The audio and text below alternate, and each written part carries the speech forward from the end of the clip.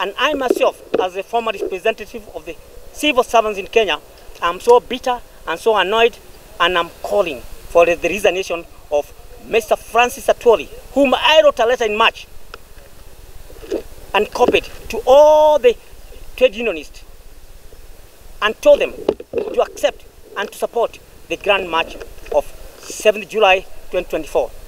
And most of them have not been positive on that.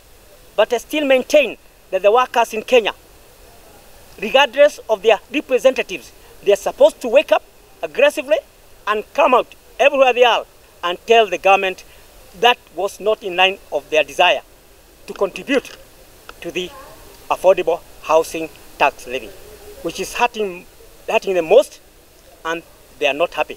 Plans are underway for the Kenyan workers to participate in a countrywide demonstration to protest against deductions on their payslip. A group of ex-officials and members of the civil servants unions are making arrangements to have the workers to take part in the protests during the Saba Saba day on July 7th. The protests are aimed at pushing the government to stop the increasing of the deductions on the civil servants' payslip, which has continued to hurt the Kenyan workers. Dr. Newton Kinity, the former secretary of the Kenyan Civil Servants Union, has written to the officials of the various trade unions in the country to whip its members to join the protest on the said day.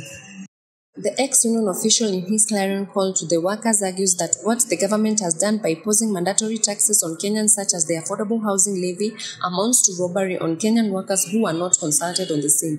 According to Mr. Kinity, the KCSU had in 1997 during his tenure as the SG successfully challenged the deductions of money from the workers towards Harambee fundraising by the Kenyan government, which was found to be against the international labor laws. Quote, the Kenyan government does not have any rights at all to forcefully take away what has already been earned by the Kenyan workers without their consent and without their authority. It is against the international labor laws to deduct any money from the earned salary of a worker without the consent of the worker, stated Mr. Kinity. The unionists faulted the Kenya Kwanza administration for imposing the laws of deductions against the will of the workers.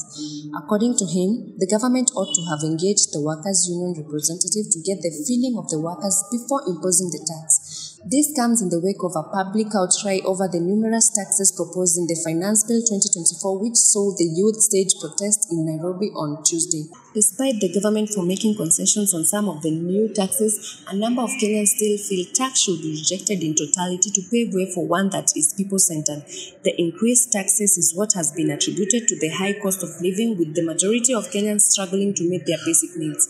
Mr. Kinity has thus challenged the workers' representative to show leadership by stepping up the fight for the workers' rights. I am therefore requesting the trade unions in Kenya to play your role as workers' representative to defend their rights and to support a strike for all the 20 million workers in Kenya on July 7, 2024, if the Kenyan government will not have scrapped the deductions that is being forcibly effected on the Kenyan workers' salaries in the form of the affordable housing tax. All the money that has been deducted so far be refunded to the workers. We are here today to talk about the problems facing Kenyans and the problems facing the workers.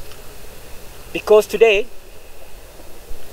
the net pay that is received by the workers is less than the money being taxed.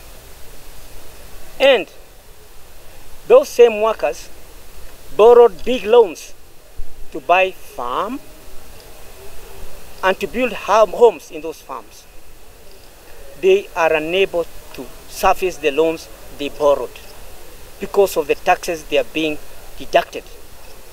And these taxes are being deducted against their will. They were not consulted and they did not give any permission. In fact, all workers are supposed to blame the COTU Secretary General, Francis Atwoli, who is the representative of the workers in Kenya. And he has not done anything to help the workers. He's supposed to defend the workers, to protect the workers, and to fight for their infringed rights. But he has not done anything. In fact, today, he's more of a politician than a trade unionist. And I call upon the Secretary General of COTU, Mr. Francis Atwoli, to resign to pave way for someone capable to represent the workers because they are suffering.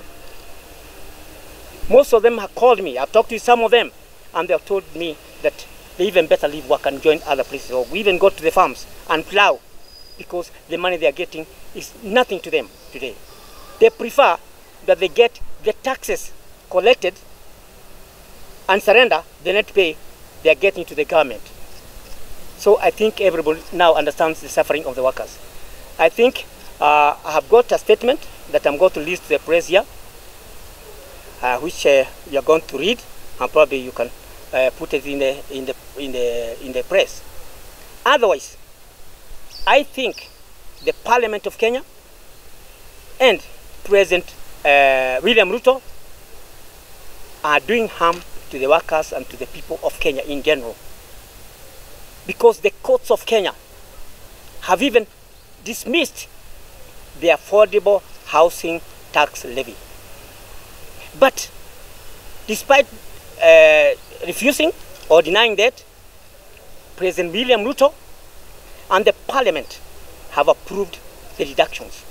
That is very sad for the workers, very sad for the Kenyans, because most of the workers have got families, extended families, and they are unable to feed their families and to feed themselves. We are supposed to wake up. Everybody is supposed to wake up and ask a question. Demand why Kenyans are now in that situation that they are in today. While I was away in USA, where I live, or where I escaped to, I called in March this year. I've been suggesting for a grand march on the 7th of July this year, so that the workers can explain. This is not a demonstration, a forum to explain to the government their feelings and their views about the affordable housing tax levy, and to give their views about the contractual terms of service, which are now intended to replace the permanent and pensionable terms of service in the country. So we are castigating what is happening. We are annoyed ourselves.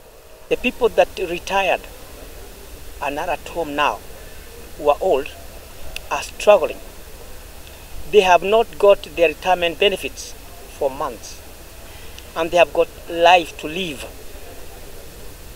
It is important for the representatives of the workers to remember that these are the people who used to pay them salaries before they left their work, and they need to live. They need to be supported. How would an old man who retired from work, who cannot even get another job because of age, survive without the money that is due for him? So we urge